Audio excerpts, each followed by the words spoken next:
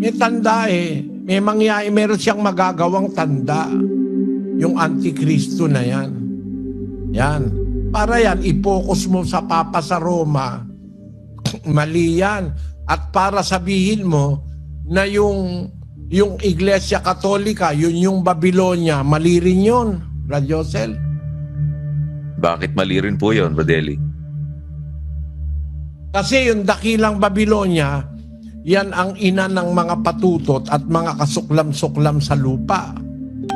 Eh hindi naman ang Iglesia Katolika ang nauna eh.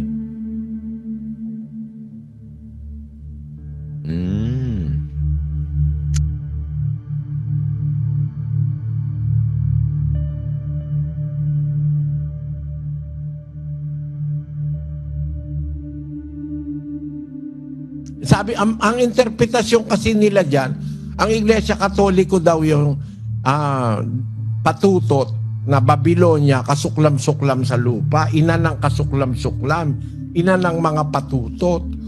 Yan ang sabi ng mga iba-ibang mangangaral. Pati Iglesia ni Cristo, yan din ang sinasabi. Basahin natin yung pasugo nila. Talagang nangungopia itong mga ito eh. 1963, pahina 16, kapatid na Daniel. Ang sabi po, malinaw ang ginawang pagtatapat ng pari. Ang Iglesia Katolika lamang ang laganap. Ang salitang Katolika ay nangangahulugang laganap sapagkat nasa lahat ng bayan, bansa, karamihan at wika. Sa Iglesia Katolika natupad ang hula. Ito nga ang babaeng may pangalang Hiwaga, dakilang Babylonia at siyang tahanan ng demonyo sa lupa. Mali yan. Mga kababayang Iglesia ni Manalo, huwag niyong paratangan ng Iglesia Katolika, yan ang Babylonia, no? Maaari pa, bahagi ng Babylonia yan. Pero hindi yan ang Babylonia, Brad Josel. Alam mo kung bakit? Ano po ang dahilan doon, Brad-Eli? Kasi yung babaeng patutot na yan, yan ang pinanggalingan ng lahat ng kasuklam-suklam sa lupa eh. Yan ang ina ng lahat ng kasuklam-suklam sa lupa. Eh hindi naman nauna ang Katoliko eh. Mali yung analysis ng mga nauna sa atin eh.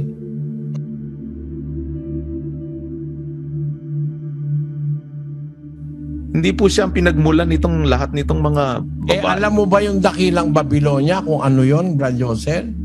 Ano po ito?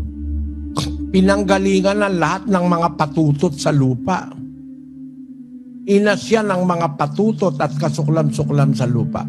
At ang kanyang ang lawak niya, siya ang pinananagot ng Diyos sa lahat ng mga pinatay sa lupa.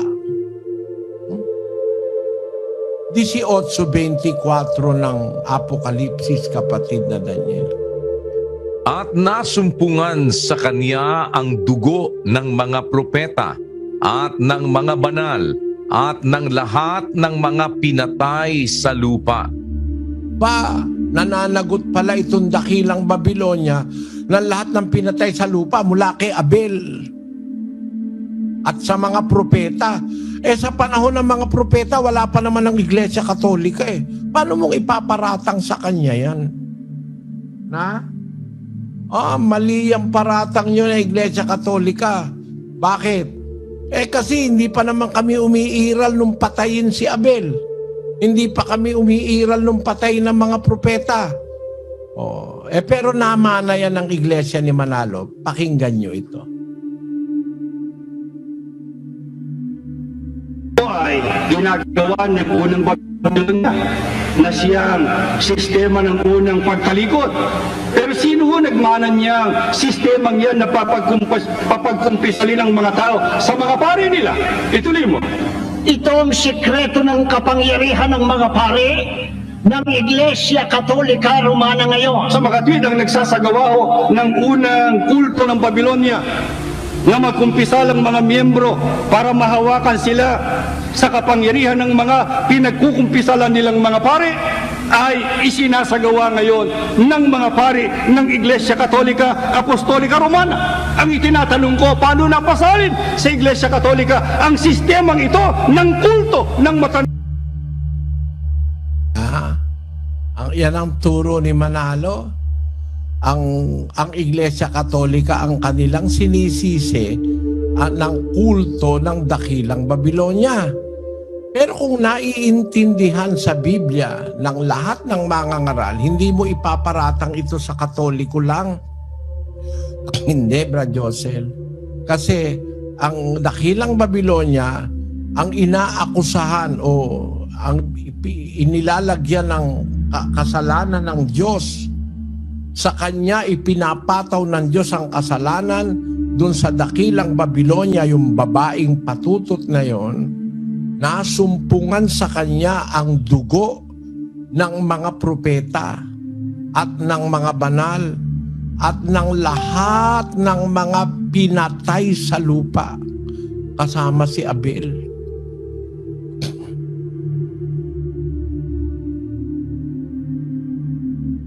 Kapatid na Daniel. Putol po kayo, kapatid na Eli. Napansin mo yon, kapatid na Daniel? Opo, kapatid na Eli. Nasumpungan sa kanya ang dugo ng mga propeta at ng mga banal, ng lahat ng mga pinatay sa lupa. Kasama po si Abel, kapatid na Eli. Ang dugo ng mga propeta. Si Abel, propeta yan eh. At lahat ng mga banal, kasama rin si Abel doon sa mga banal. At ng lahat ng mga pinatay sa lupa, kasama rin si Abel doon. Paanong Iglesia Katolika yan? Wala pang Katoliko nung siya panahon ni Abel. Kaya kilala mo ngayon kung anong dakilang Babilonya, Brad Josel? Hindi po Iglesia Katolika, Brad Eli. Hindi po mayaatang sa Iglesia Katolika yun eh. Unawa ko yan na hindi yan yung Katoliko, bagaman ang karamihan ng mga pastor na nagmamalaking sila raw mga totoo, naniniwala sila Iglesia Katoliko yan, Papa sa Roma yan. Wala naman akong makita kasing ebidensya na may Papa sa Roma nagpaulan ng apoy mula sa langit. At meron ng larawan na pinagsalita ang mga Papa sa Roma, at pagkatapos nagbigay na ng ang Papa sa Roma ng ininga sa larawan ng hayop para makapangusap ang hayop. Ang isang larawan. Mag-isip ka, Brad Josel, may available ba sa written history na may Papa sa Roma na nagpaulan ng sa langit, nagpaulan ng apoy mula sa langit? May Papa sa Roma ba na nakapagbigay na ng hininga sa larawan? At mayroon bang Papa sa Roma na sinasamba na ng Katoliko? Dahil pag hindi sinamba, papatayin. Meron na Wala ba, po. Brad Joseph? Wala po niyan, Brad Eli. Ako naman ay dating Katoliko rin po kaya hindi naman po malilingid sa akin yan. Pero wala po ako nakitang ganun. Hindi sinasamba yung larawan ng Papa, hindi pa siya nagpagawa ng larawan niya para sambahin at malagyan ng hininga yung larawan na yon, at yun ay nakapagsasalita, nakapag-uutos. Wala pa pong ganun. At maging yung sinasabi nga pong kapangyarihan na magagawa noong Antikristo na makapagpapababa po ng apoy galing sa langit sa paningin ng mga tao, wala pong ganyan.